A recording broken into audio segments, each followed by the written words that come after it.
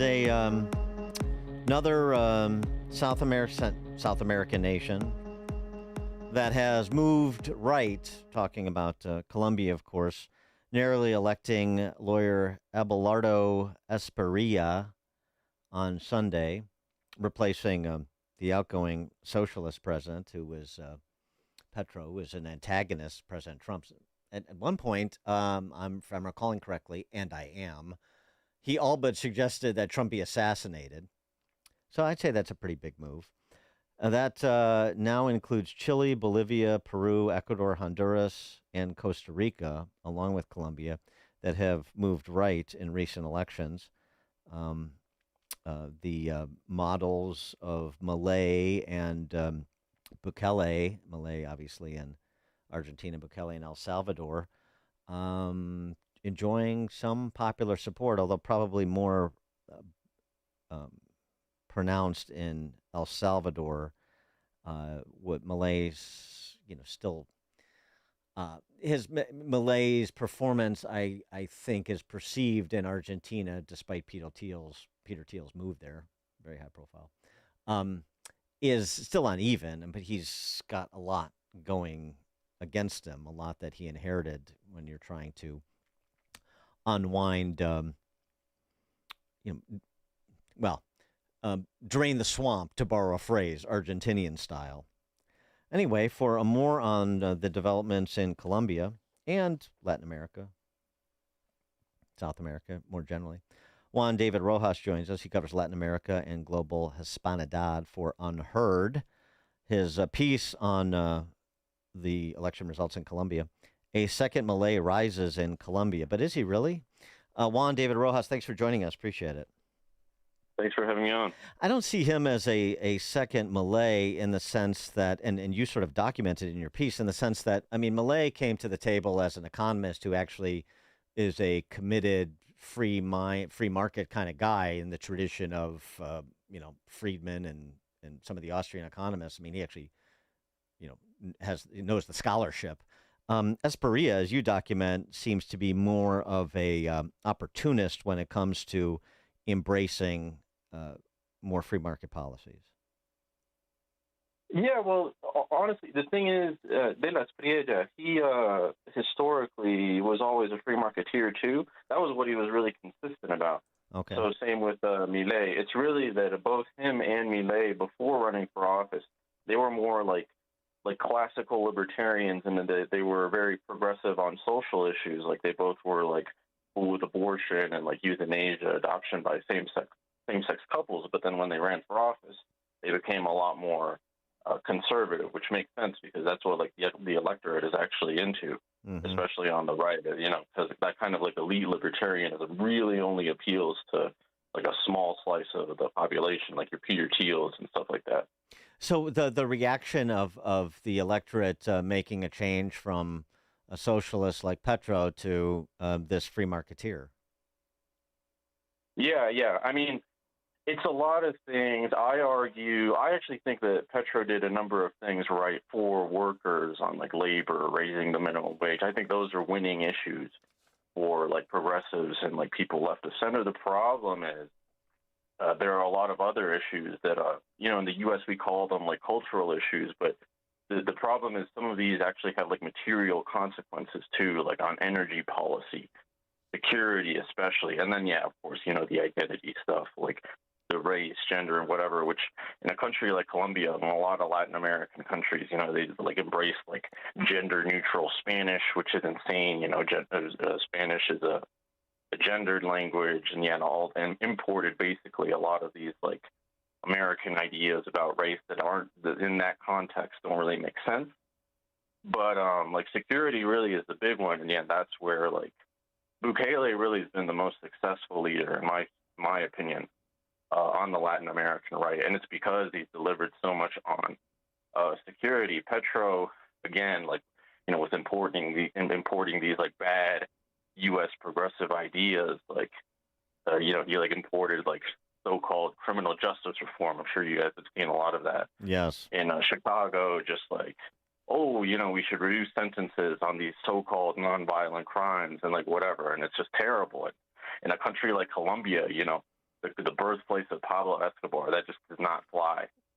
So like, yeah, same thing. Petro like reduced sentences for like a ton of different crimes, and so people really didn't like that. And then he also tried like negotiating with multiple armed groups at the same time. Like, there's still different kinds of like guerrillas and paramilitaries in Colombia, and it didn't work out. It's funny because a lot of people told me, like a lot of people that voted for De La Spieda said they weren't per se against like negotiating with certain armed groups to like get them to surrender or like secure peace deals. Like in 2016, there was this peace deal with the FARC, but they felt that he just, he wasn't tough enough. He didn't really have an iron fist and follow through for negotiations. Yeah, I could imagine, going, I mean, going big blue city mayor style and talking about replacing police with social workers isn't going to have a lot of currency when you're talking about guerrillas like the FARC or cartels and so forth. Yeah, I could see where that would be a little tone deaf. Yes. But I mean, so that was one, public safety, one issue, which is completely understandable. The other issue, though, too, I mean, it's worth touching upon energy policy, and despite all the evidence that continues to pile in, 20 years after Al Gore's Inconvenient Truth, you had Petro and his would-be successor, who lost the race, embracing the sort of this antipathy towards fossil fuels and trying to get to net zero and so forth, like they were Gavin Newsom. Yeah. I mean, I've called it climate fundamentalism. I think that climate change is real, and I think that an energy transition is important. I'm an all of the above strategy guy. I think that, like what we see in the U.S., the one side demonizing fossil fuels and the other side demonizing renewables, like honestly, both of them have like their issues. It just doesn't make sense. I mean, even putting climate change to the side, like there could be just different issues. Like one sort of like something goes wrong with the solar panels, or something goes wrong with like natural gas. It's more useful to have like just a wide pool of energy from which you can rely on. Nuclear power. I'm a big nuclear power guy. But yeah, oil, natural gas, wind, solar, just use all of it. That's the smart way to do it. That's actually what De La Spieda ran on. And he even said that he wants to do fracking in Colombia, which is a lot of opposition to that.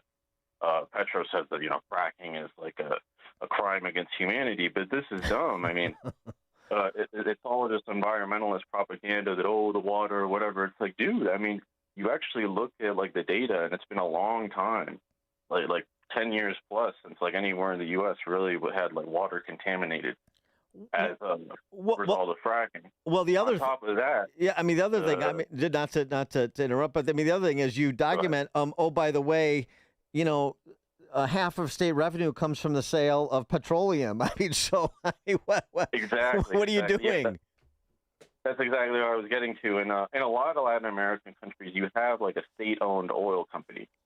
So like in Mexico, there's Pemex. In Brazil, there's Petrobras. These are in Colombia, there's Ecopetrol, and a lot of times these are actually the biggest company in these countries, and they're responsible for a huge amount of state revenue. So in Colombia, including Ecopetrol, and then like other like private companies, multinationals that are oil companies, they account, like you said, because of the taxes and stuff like that, for around half of government revenue.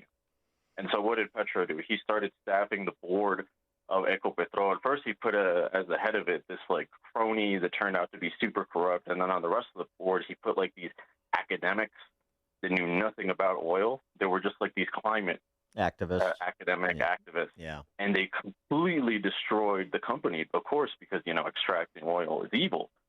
So like the revenues of Ecopetrol collapsed by like half by like the third year of his term.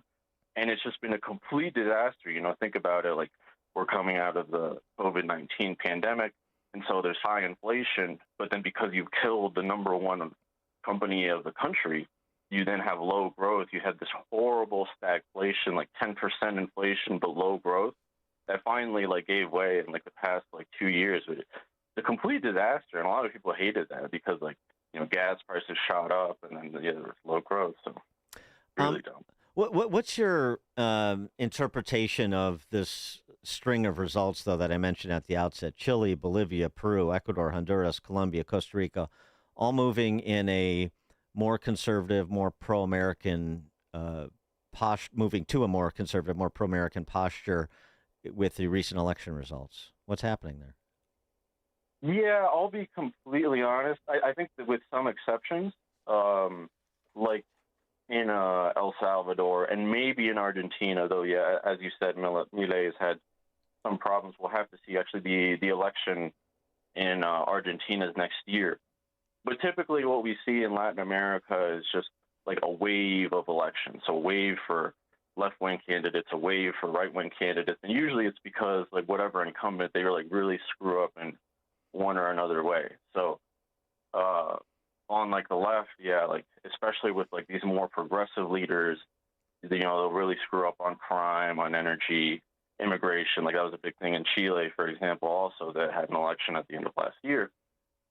But then on the right, a lot of times, like these right wingers, they'll come in, they'll try to cut everything that'll piss everyone off, and then like people will vote for the left again, et cetera. And I put in the piece, like, I think in Argentina, like, it really was warranted for a lot of cuts because they were insanely in debt. Like, like their debt to GDP was like 150%, and now it's like 80% or 70%. Something it's still really high, but I mean, you cut it down by like half. So I can see a case for that. But like, for instance, in like Chile or Colombia, these are just not. These are countries that aren't that in debt. And from my point of view, I mean, you're really just hurting yourself by just going in and doing this austerity because that ends up killing growth. What is the posture, generally speaking, towards the Donroe Doctrine, if you will, in the Western Hemisphere, and the U.S. reasserting itself in the Western Hemisphere vis-a-vis, Russia, China, Iran, that axis of powers, and including but not limited to Trump capturing Maduro and taking him back to this country. Some of what is being said in the direction of the Cubans by the Trump administration, including Marco Rubio, who's sort of writing point on that. How is that received, generally speaking, would you say, in Latin America in particular? On the right, all of these leaders are completely on board. They love Trump. They love the U.S. They really are basically, they're willing to go along with like all. I mean, a lot of these leaders, like De La Espriella said, he wants to like let Trump like bomb cartels in like Colombia and stuff like that. We've seen that in Ecuador too with the president there, President Noboa. Yeah. And they're all about like U.S. investments. And, with China, it's complicated because the thing is all of these countries are really reliant on China. It's like become their number one trading partner at this point. China helps them build a lot of things, ports. In Colombia, the Chinese have been building the metro for the city of Bogota, the capital. And that's something that's taken the city like a century to do. Anyway, that's the China Belt and Road project. That's in part what I think prompted this reassertion of American influence in the hemisphere. Absolutely, yeah. So yeah, like I said, the problem is with Russia it's easier because Russia just doesn't have like the capital really to invest all over the world like China does. So a lot of these leaders are willing more to go against Russia, but China tends to be more kind of just rhetoric. Like Milei, for instance, he said that he wasn't going to trade anymore with like communists. But then when he became president, well, there's another story. And the problem is like just on the one hand, they get a lot of investment from China. On the other hand, like everything they export basically goes to China. But as for like what the broader population thinks, the funny thing is that like if you look at polls, at least like Pew looks at like opinions towards the U.S. and like Trump. Since Trump came back to office, public opinion has really soured against the U.S. over a lot of things, like these boat strikes, which are like legally dubious, and they haven't like given evidence for like the killings of so-called narco terrorists in the Caribbean and the Pacific. But for me, it really says something that even though like the general population doesn't really like Trump, they're still like willing to vote for Trump-aligned candidates because of how much the left has messed up. Interesting. Something else too. I read this essay by a postgraduate student in Argentina something he said about that Malay's complications and his uneven record so far. Again, in the context of what he's up against, what he inherited. But talking about Peter Thiel's move to Argentina, because that generates obviously a lot of attention in Argentina and frankly in the United States. He wrote that Argentinian youth, he said, there's a deeper cultural dynamic that I'm not sure Thiel understands. Argentine youth aspire much more towards La Dolce Vita than towards Weber's Protestant work ethic. They essentially want their country to be like Spain or Italy with a chill work-life balance, high leisure and consumption, underwritten by a generous welfare state, even if that model is becoming fiscally and demographically unsustainable in Europe. Is that something you would concur with in terms of an assessment of young people in Argentina and maybe in Latin and South America, generally speaking? I'm not sure because the interesting thing in Argentina, maybe a bit less now, but for the election, it was actually young people that elected Milei, if you can believe that. Young people went massively for Milei, and the elderly voted for the Peronists, the now opposition. And actually, you're seeing that now in Brazil, too, with Lula, that actually it's the young people now that are with the right and the older people are with the left. Each country is different. Like here in Colombia, the youth were very much for Petro and his candidate Cepeda, whereas like the older you got, you were more with the right. So it does depend. I would say that in Argentina, the thing is young people just felt like so desperate that they wanted a change from the previous government that and it's funny because there's this like one YouTuber, I haven't looked at so much now, but he was like this politics guy and he just loved Milei, just really into Milei, just really into all the libertarian ideas and all of that. And like I said before, I think some of that was really warranted in Argentina's case. I guess we'll have to see how it plays out in next year if Milei wins re-election.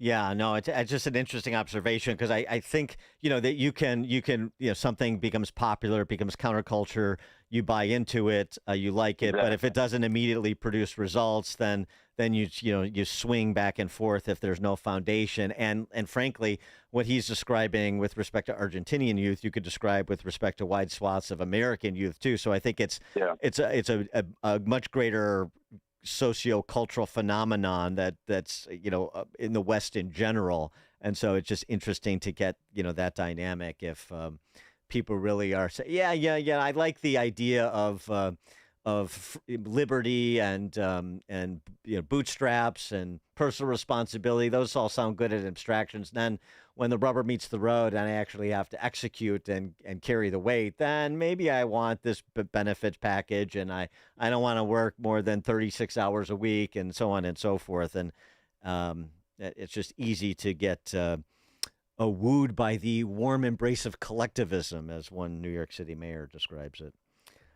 So just curious. Juan David Rojas, he covers Latin America and global Hispanidad for UnHerd. Thanks so much for joining us. Appreciate your time. Thanks for having me. And you join us on the alphawealthgroup.com answer line. It's like a hot, steaming cup of information to start your day. It's Chicago's Morning Answer on AM 560. The Answer. This 4th of July, celebrate America the right way. Fire up the grill. Invite the family over, launch the fireworks, and proudly display a handcrafted wooden American flag from unique wooden flags